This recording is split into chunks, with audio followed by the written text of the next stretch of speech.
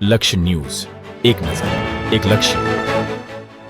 લીલિયા પોલીસે બિનકાયદેસર દેશી બાવળના લાકડા ભરેલું આયસર ઝડપી પાડ્યું. પીઆઈએમડી ચાલુક્યની સૂચના અન્વયે લીલિયા પોલીસે બિનકાયદેસર દેશી બાવળના લાકડા ભરેલું આયસર ઝડપી પાડ્યું.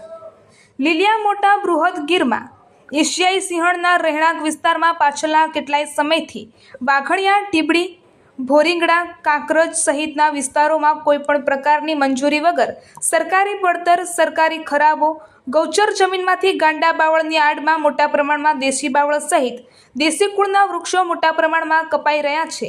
આ અસામાજિક પ્રવૃત્તિ અટકાવવા સ્થાનિક લોકોએ માંગણી કરેલ, તેમ છતાં જવાબદાર તંત્ર આંખ આડા કાન કરી રહ્યું છે.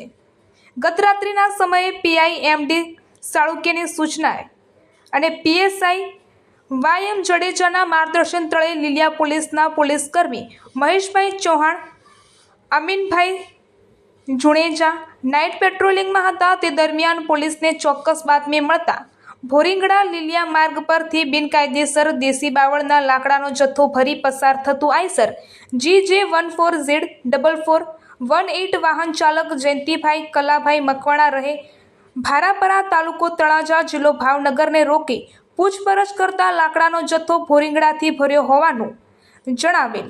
આયસરમાં દેશી બાવળનું 9 ટન લાકડું, જેની કિંમત ₹45,000 તેમજ આયસર ટ્રકની કિંમત ₹4 લાખ મળી કુલ મુદ્દામાલ ₹4,45,000નો મુદ્દામાલ જપ્ત કરવામાં આવ્યો હતો. અને લીલિયા પોલીસના પોલીસકર્મી ભુજબલદાન ગઢવી, સંજયભાઈ ઇટાલિયા, પંકજભાઈ બગડા, સંજયભાઈ ધાંધેલે ધોરણસરની કાર્યવાહી હાથ ધરી હતી. રિપોર્ટર ટીનુભાઈ લલિયા.